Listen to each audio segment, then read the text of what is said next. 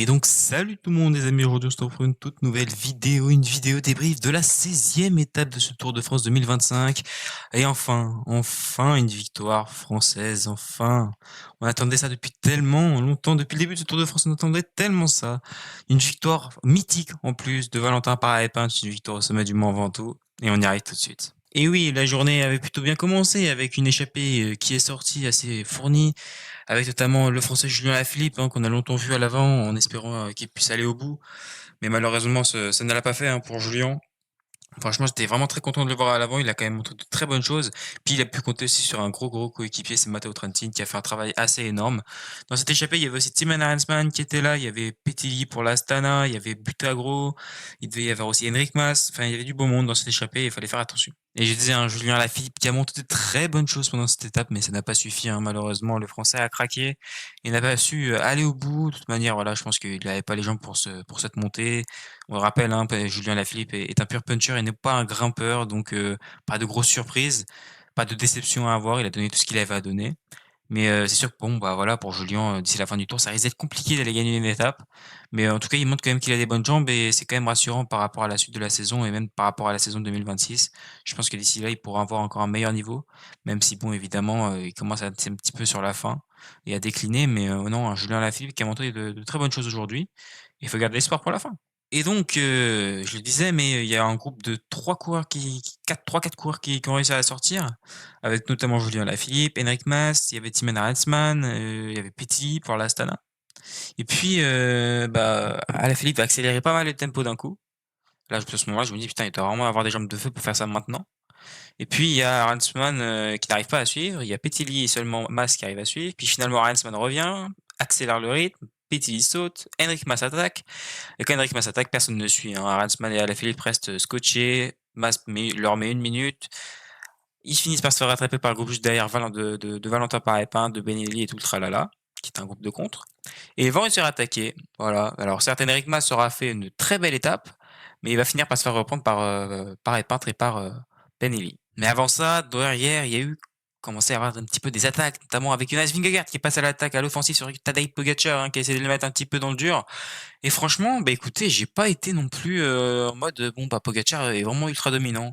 Voilà, je l'ai pas trouvé survoltant le Slovène, comme on peut le voir d'habitude. Alors certains diront qu'il l'a fait exprès, que de toute manière il a plus rien à jouer sur le tour. Maintenant, ce qui l'intéresse, c'est de finir et de rentrer jusqu'à Paris pour essayer d'économiser au maximum par rapport à la Vuelta.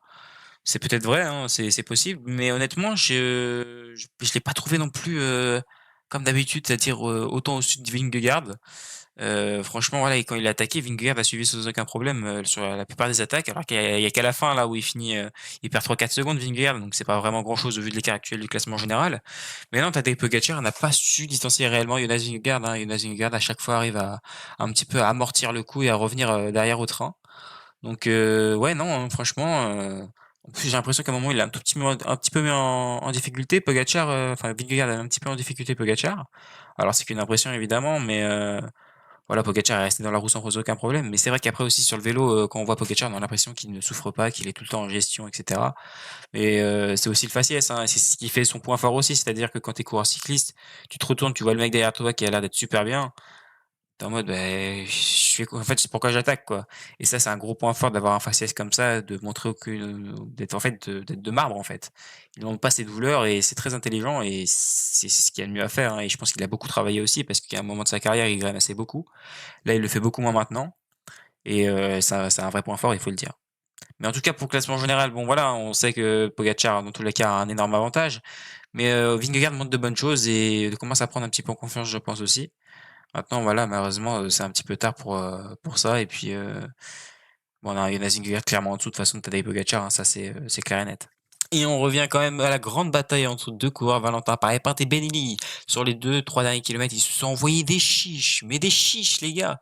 Un coup, c'est Illy qui accélérait, un coup Valentin Parra-Epin, puis un coup Illy recontrait, puis Van Epin y allait à nouveau, et ainsi de suite, avec Benelli qui en remettait une. Enfin bref, c'est parti dans tous les sens. Franchement, une très très belle étape à voir, un sommet du Mont Ventoux plus que mythique aujourd'hui. Avec aussi deux coureurs qui auraient pu jouer leur carte, Enric Mas et Santiago Buitrago.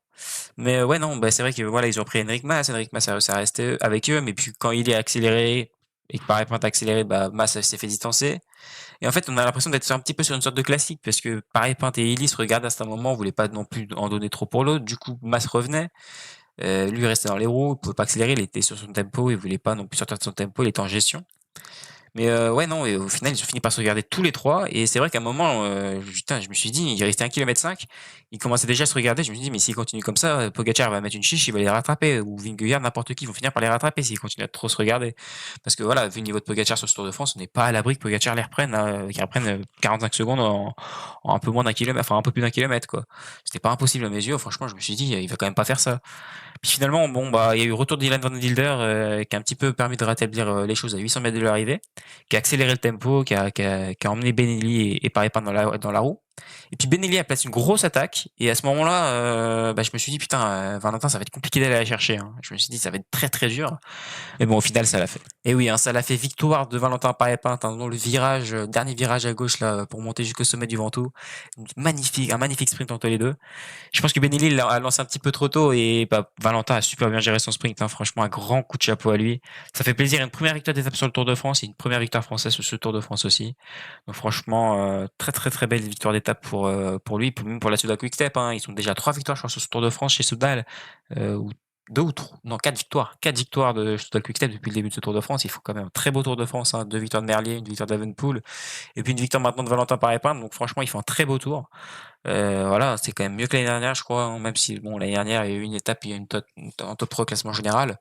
Ça reste quand même plutôt propre, hein, cette année, encore une fois, même s'il y aura pas le général, tu compenses avec des victoires d'étape, à différents endroits et des belles victoires d'étape, notamment celle aujourd'hui au Mont Ventoux. Pour les maillots distinctifs, et donc pour commencer avec le maillot jaune, aucun changement. Tadej Pogacar conserve bel et bien sa tunique jaune et creuse même sur les autres concurrents, hormis Vingegaard. Bon, voilà, il prend 3-4 secondes anecdotiques. Mais voilà, Pogacar devrait encore une fois ramener ce maillot à Paris sans aucun problème. Au maillot vert, Jonathan Milan conserve le vert, hein, évidemment.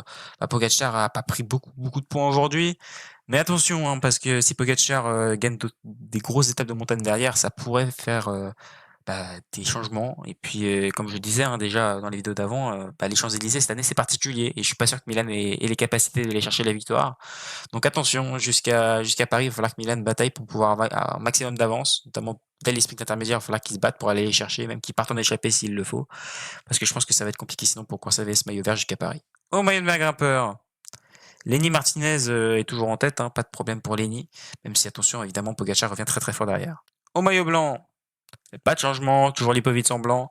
Voilà, bon, je pense qu'il devrait conserver ce maillot jusqu'à la fin du tour, a priori. Alors, certes, Oscaroni est pas si loin que ça, mais je vois pas trop comment Florent Lipovic devrait perdre ce maillot blanc. Honnêtement, il est bien ancré sur ses épaules. Il est quand même, Oscaroni est assez loin. Et je pense même que le podium est déjà acquis pour le coureur allemand de la Red Bull Bora. Le classement général, justement, il est là. Tadej Pogacar toujours en tête avec 4 minutes 15 d'avance sur Jonas Vingegaard. Lipovic, lui, est déjà 9 minutes, hein. Les écarts sont quand même assez extraordinaires, hein, faut le dire. Oscaroni, quatrième, 2 minutes de retard, hein, sur Lipovic, ça reste quand même assez énorme. Brikulic, lui, reste dans le match, hein, pour la quatrième place et même pour le podium, hein. Ça va être le gros avantage de Red Bull, hein, c'est qu'ils ont 2 coureurs pour jouer la troisième place. Et Oscar Henry va devoir lutter seul face aux 2 coureurs, donc évidemment ça va pas être facile. Vauclin lui est sixième, bon, je pense que Vauclin fera pas mieux qu'un top 6, hein, le top 5 est inaccessible clairement pour lui. Je pense même que le top 6 ça va être compliqué de le conserver jusqu'à la fin, je pense que le top 10 est jouable. Mais voilà, je pense que des coureurs comme Guy, Annesen même Illy peut-être avec les échappées vont être capables d'aller chercher Kevin Vauclin. Vauclin, je pense qu'il faudrait qu'il parte en échappée, hein, parce qu'il est super loin en général, c'est pas un vrai dangereux, donc prendre des échappées ça pourrait être intéressant, et même pour un mec comme Only ou comme Roglic, hein, prendre des échappées ça peut être intéressant. Parce qu'honnêtement, quand tu regardes sur le papier, bon, ils sont tellement loin. Pogacar va pas s'en méfier, Vingegaard va pas s'en méfier. Voilà, le match il est entre Pogacar et Vingegaard et personne d'autre. À noter aussi un petit détail quand même, les gars, à l'arrivée, il y a eu deux faits de course. D'abord, la chute de Vingegaard à l'arrivée. Alors ça, on ne savait pas, mais c'est après qu'on l'a appris. Visiblement, il est rentré dans un photographe qui était resté sur la route. Donc, bon, chute sans dramatique, pas dramatique du coup, puisqu'il n'y a pas eu de grosses conséquences pour Vingegaard. Mais bon, ça fait jamais plaisir de tomber, surtout quand c'est comme ça. Voilà, pour s'il y a des gens, des photographes du Tour qui me regardent, les gars, faites attention. Je sais que vous faites un métier quand même, sortez sur le vélo, vous êtes des passionnés de vélo vous aussi, mais faites attention à ce que vous faites, les gars, quand même. Ça reste des coureurs professionnels, ils sont là pour aller gagner. C'est des sportifs de haut niveau, donc attention quand même. Mais bon, voilà, c'est des choses qui peuvent arriver. C'est pas la première fois que ça arrive sur des courses, donc c'est comme ça. Mais l'essentiel c'est que Jonas aille bien et que la course puisse continuer comme ça. Puis le deuxième fait de course, c'est Tobias Allan Johannessen, les gars, qui a fait un malaise au sommet. Donc j'ai pas plus de nouvelles pour l'instant au moment où je tourne la vidéo. J'espère qu'il va pouvoir reprendre la course. Il était transporté, je crois, vers un hôpital. Il était sous oxygène, donc vraiment j'espère que ça va aller pour le coureur de la formation Uno X. Mais c'est vrai que bon, bah, voilà, quand même, ça fait toujours peur, hein, ce genre de truc. Alors c'est vrai que c'est une arrivée en altitude. C'est vrai qu'il faisait chaud pendant toute la journée. Mais non, ouais, franchement, un petit peu particulier quand même cette arrivée, quand tu apprends qu'un coureur a fait un malaise, c'est jamais cool. J'espère que tout va bien pour lui et qu'il va pouvoir reprendre la course, mais faut faire gaffe, ouais, c'est sûr qu'il faut faire gaffe. Puis à noter aussi, hein, quand même pour Tadej Pogacar, le gros exploit encore une fois, il a battu le record de la montée, et il l'a fait en 53 minutes. Je crois que derrière, il doit y avoir Vingegaard pas très loin, il y a Only qui est pas si loin que ça, et je crois qu'il a que 2 minutes du record de Pogacar. Donc franchement, des écarts qui sont pas non plus énormissimes, hein. Donc Pogacar a fait une belle montée. Encore une fois, ils ont pris beaucoup de temps dans cette montée du Mont Ventoux. Mais bon, c'est pas étonnant, hein. De toute façon, depuis le début de ce Tour de France, on ne fait que battre des records. Rien qu'au niveau de la moyenne de l'étape, tu vois déjà que ça va très très très vite. Voilà les gars, c'est tout pour cette vidéo. Nous, on se retrouve très vite pour une nouvelle vidéo. N'hésitez pas à liker, à vous abonner, ça me fait plaisir évidemment. Et puis ça m'aide énormément pour le référencement. Si peut-être un petit prono là, un petit prono, c'est quoi déjà la prochaine étape là? Petite étape de transition, hein. Voilà, petite étape de transition. Alors attention à cette étape de transition, à pas faire d'erreur. Et bah vous savez quoi, je pronostique Jonathan Milan. Voilà, je pronostique Jonathan Milan. Je pense que Milan va vouloir, et les équipes de sprinters vont vouloir contrôler cette 17e étape, parce qu'évidemment c'est la dernière étape, la dernière opportunité qui leur reste. Après derrière c'est que de la montagne, donc il faudra être prudent. Mais ouais, je veux bien Jonathan Milan s'imposer au sprint. N'hésitez pas à dire en commentaire votre prono. Nous on se retrouve très vite pour une nouvelle vidéo. Allez bébé, tout le monde. C'était Cycling Dream.